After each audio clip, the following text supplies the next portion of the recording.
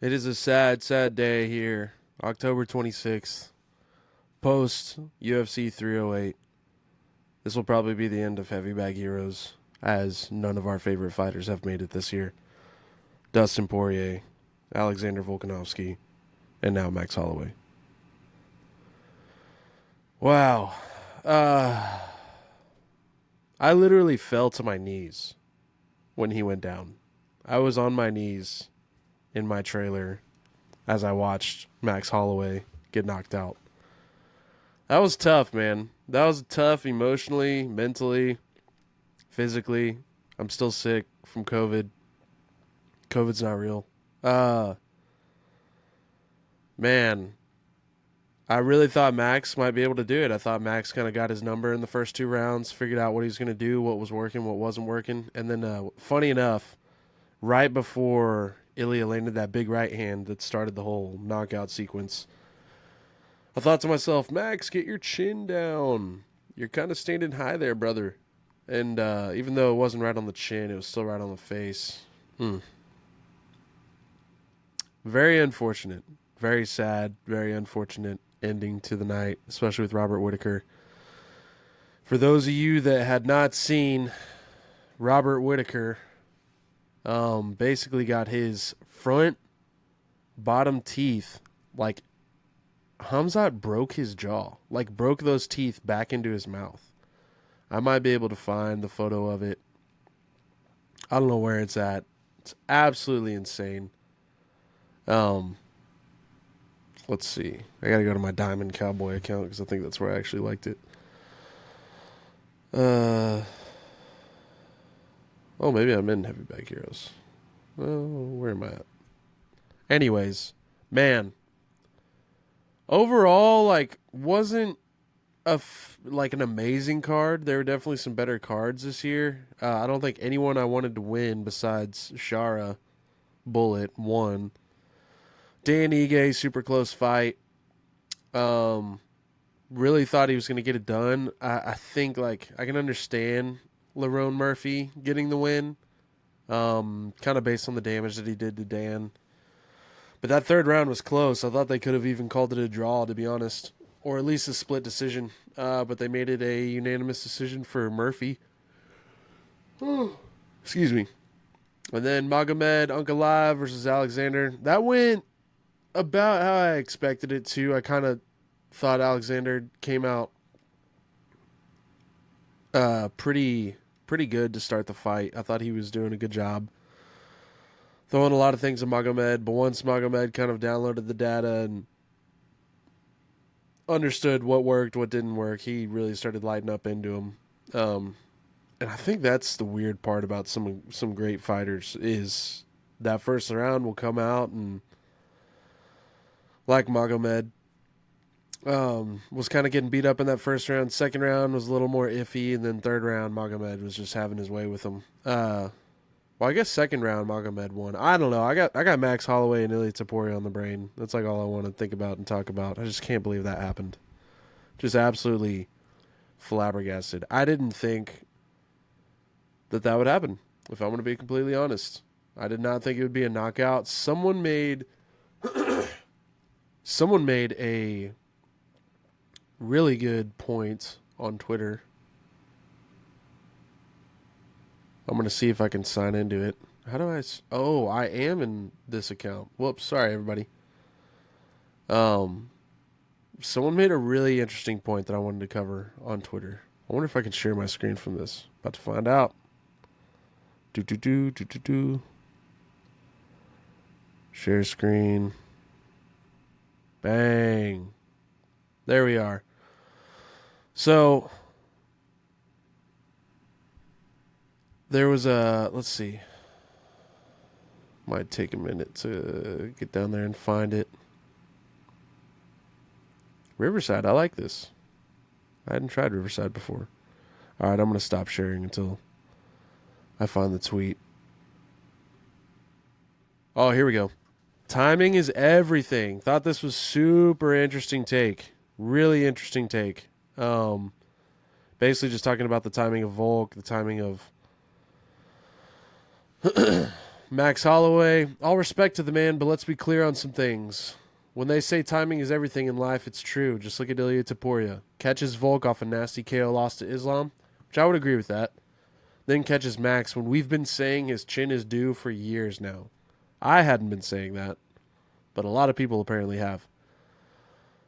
Max was cooking him the entire fight, just got caught. That's the game. Don't forget about the context. New, young, hungry featherweight took out two all-time greats who we are on the other side of the hill. Spectacular win nonetheless.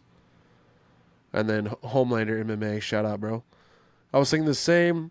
Islam broke Volk's chin. Gaethje dropped Holloway. I mean, he just can't stop getting sloppy seconds. I will feel bad when Lopez KOs him. That was an interesting take. Don't know about that. But what an interesting fight, nonetheless. I really thought the Max had his number. I honestly, though, as far as like the UFC continuing to be good and being able to bring in new contenders, I think the Hamzat win and the Taporia win are best for the UFC, not best for me. Hated it. Hated every second of it. And I think I'm just coming to the conclusion that I'm kind of on the, I don't know, this current generation that's coming up. Like, we're watching it happen right before our eyes. The changing of the guard, as a lot of people say. So I think I'm still caught up on this older generation. You still want them to see success. And there's really no one in this new generation, honestly, besides Ilya. But Ilya has upset me now because he's knocked out two of my favorite fighters. But to be fair, everyone hated Volk when he was coming up. Changing of the guard. Oh, Volkanovski's going to be that guy. And I think there's just something about this, like, I don't really know how to explain it. Like, the only thing I can point back to is the Volk, Izzy, and Usman era. Those guys were just unstoppable. And I think that guys get into a flow like that. Fighters get into a flow like that. And they just can't be beat. And I think Ilya's in that flow. Like, I don't know who beats him. I really don't. I don't know who beats him. He is undeniably great. I think Max really had his number at times and was able to kind of outstrike him on the feet, but it was just like you're tense the whole time. Like, you know it's coming. You know something's coming that Ilya's going to do if he just lands on him. And his technique is just so crisp. It's so clean. It's so crazy. But, yeah, it's just like, I think it is kind of the changing of the guard. I think it's ultimately going to be a new set of really good fighters coming in. I don't know what's next for Max. I think he goes up to 155. I think that's a lot more appealing for him. I think there's some fun new challenges up there for him. I think he'd do really great in that weight class as well. Now that Dustin's kind of like seeing himself out with a couple retirement fights, but the 145 division, man, it's a crazy division. Let's look at the rankings real quick. I'll share my screen with you guys now that we have this cool new feature. I wonder how much time I get on this before they cut me off. Is it counting down or up? Okay, 8:35. So, you got featherweight over here. Ilya Topuria, champion. Alexander Volkanovski, Max Holloway, already beat those two. Obviously, Diego Lopez. He's got to be next up. I don't really know why you do the Volk fight again, but Dana made a point of just like, Volk has always done what we've asked him. He's always been a phone call away. Like, you can't say no to that guy, which I tend to agree, but it's just like, I think it's like, he hit his peak, he hit his stride, he got knocked out by Islam, and it's just like, he's just not going to have that same swag to him again. You know, I don't think it's possible for guys to get that back. Max was like the only one that really seemed like he was able to get that back with after the Volkanovski trilogy, and then he fought Arnold Allen, and it's like, whoa. And then he fought Korean Zombie, and it's like, whoa, he's got knockout power. And then he fought Gaethje, and it's like, holy crap, Max may be on a different level. And now it's like, what the heck just happened today? So Yair Rodriguez, I don't know if he even cares about really coming up. I haven't heard any fights for him. Mozavar Ivolev, I think he's fighting Aljamain. Could be wrong on that. Brian Ortega, I have no idea how he's in the top 10. Josh Emmett will make a comeback. I think Arnold Allen might make a comeback. Sterling is rising up. We'll see what happens to Sterling. Really curious with that. But then if you go over to the lightweight division, for Max, I think you've got Charles Oliveira is a great matchup. He's already fought Poirier. He's already fought Gaethje. Tarsukian's not a real good matchup. Hooker's a great matchup. Chandler's a great matchup. Dariush is a great matchup. Gamrot's not a great matchup. Fiziev is a great matchup.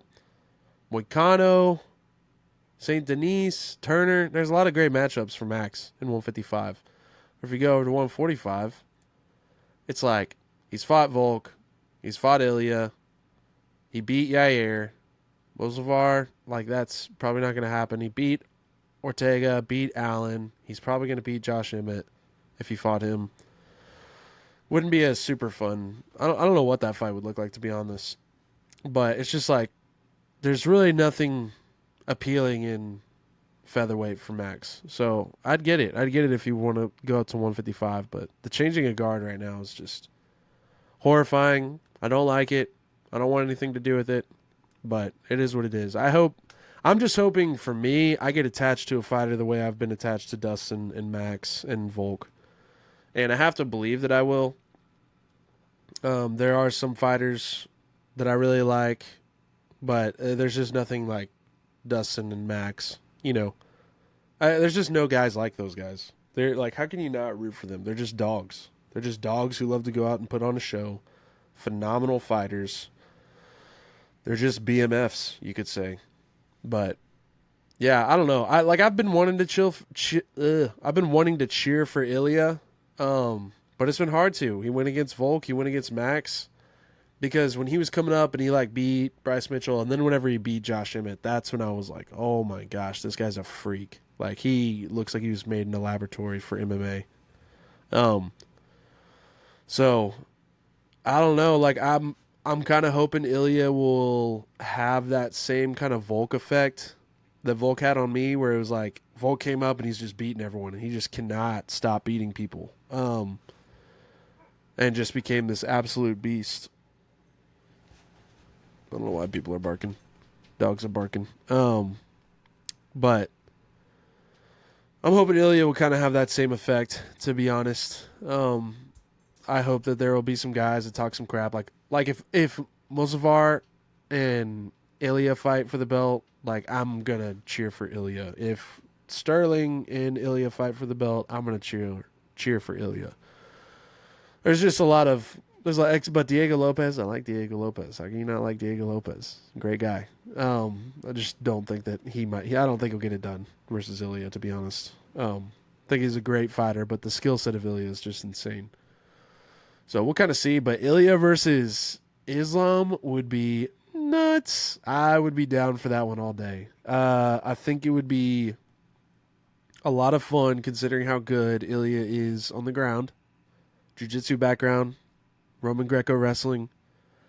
I think that'd be a really fun fight, and then just the striking. And I think like Ilya would not fear Islam the way that like Dustin and like Oliveira. Freaking Islam hasn't fought anyone. Volk, maybe. Just like because his background is so good in wrestling, I think Ilya would go out there with reckless abandonment and probably beat the crap out of Islam, to be honest. So that'd be a fun fight to watch. And then he goes up and beats Bilal for the triple champ status. That would be hilarious. I would love that so much. I would cheer for Ilya for the rest of my life. So, really crazy fight. UFC 308. Let's see if there's anything else before I sign off. Just a quick 15-minute pod. I can't believe that happened. That was the most just emotional roller coaster I've ever experienced in my entire life. Literally sitting on my couch like, oh my gosh, Max is going to do it. Max is going to do it. And then he got caught with that right. And I was like, oh, he looks going to hurt. Oh, he's on the ground. Just could not believe my eyes. I'm fairly certain they scored 2 rounds for Ilya, which is kind of crazy to me. First round, maybe because of the takedown. But then I thought Max won the second. And I really thought there was an argument for Max in the first, despite the takedown. But yeah, let's go back here real quick. Robert Whittaker versus Khamzat Chimaev. That's what I initially got on Twitter to look for to see if I could share it. That was just insane. I said it in the podcast. I said if Hamzat does his thing where he comes out there and beats him in 3 minutes, I'm gonna hate everything about him, and that's exactly what he did. Goodness, I like a lot of tweets. I need to stop doing that. But I'm kind of like Hamzat. I'm rooting for you now. Like, get up there, fight Duplessis, rip his head off, and then let's see like what Hamzat's about. Like, let's start throwing contenders at him. But the thing is, the dude fights once every blue moon. I don't know how far blue moons are apart, but I'm sure they're very far. They have to be like 4 years apart. So just ridiculous. All right, hold on. Getting past UFC 308 stuff. This is weird. Ugh. How sad. How sad. Robert Whittaker. See if I can find the photo. Yeah. Whoo. Hamzat Chimaev reacts to Robert Whittaker's broken jaw. Let's watch that real quick.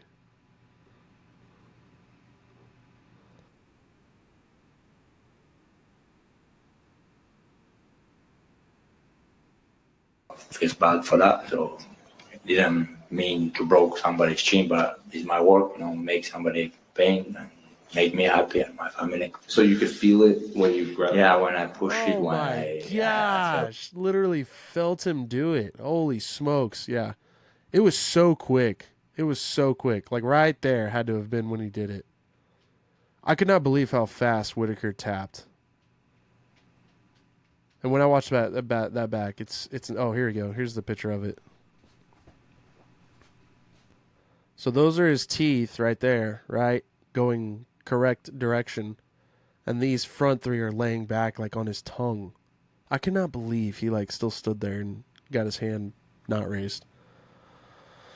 But Hamzat did what Hamzat does, which I'm like, all right, go fight for the title and let's just start hurling contenders at him and see what happens. It's obviously going to be like, I don't know what's next for Hamzat. I think Driscus and Strickland is supposed to be next. But I'd really love to see Hamzat go take off Duplessis' head. That would be awesome. And then, yeah, Sean Strickland versus Hamzat. Like, that's going to be a bloodbath, but not for Sean Strickland. Wait. Yes, for Sean Strickland. I don't know. Yeah, Hamzat would kill Sean Strickland. But then Bo Nickel and Hamzat, that'd be a sweet title fight. We'll see. Let's just go over the rankings real quick. Oh, man, what a freaking sad time. Sad time, ladies and gentlemen. The changing of the guard. Very cool. I like this whole program. Pantoja, I don't know if he's got any fights coming up. Moreno's fighting Amir Albiz. That'll be a fun one. Merab said he wants to rematch Sugar Sean. I think that's really dumb. I think it has to be Umar. Jan's fighting soon. Sandhagen's probably going to sit out for a while. I think it might be Figueiredo versus Jan. I'm not sure. Oh, Taporia. Vulcan Max. Might as well not even be there. Lopez. Don't know what's going to happen to him. He's either going to have to fight one of these two guys or he's going to get the jump to the title shot. Or maybe, I think like with Lopez, because he jumped up for that Brian Ortega spot, I think like Lopez, you could give him Yair. You could give him Arnold Allen, Josh Emmett, whoever. I think that give him those top 10 fights, because he didn't really earn his spot in like maybe a typical fashion of climbing up the rankings. He just went up from like 11 to 3 fighting Brian Ortega. So I think there's some arguments to be made that Lopez should have to fight some top 10 guys before he fights for the title. Lightweight division so screwed up right now. What was once the hottest division of all time is now like the quietest division. Except for the guys that are down low in the rankings. They like aren't ranked in the top 15. Those guys, I swear every lightweight fight I see is insane.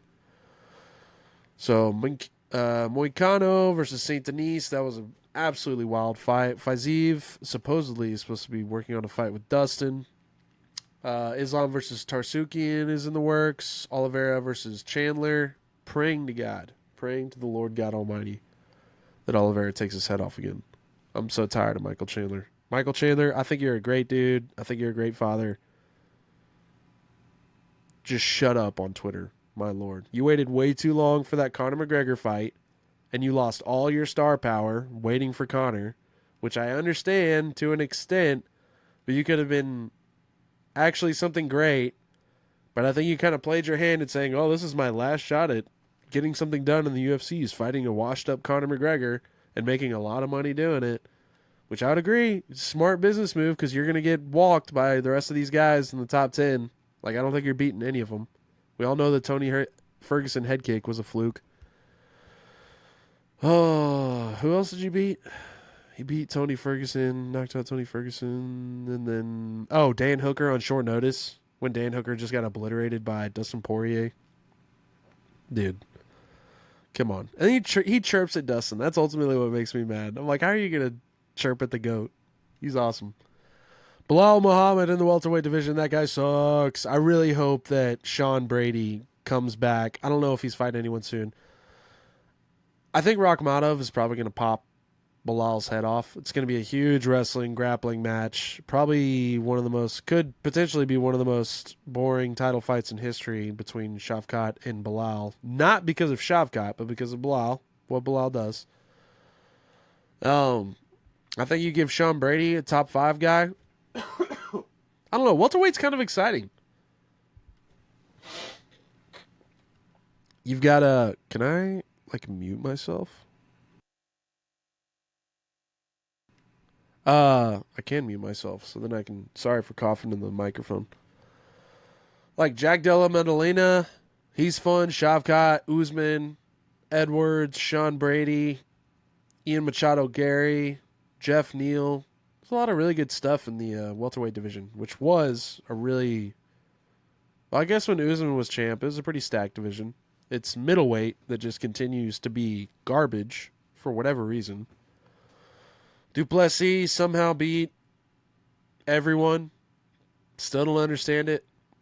Adesanya, I don't know if he comes back. He probably will. I don't know who he fights, though.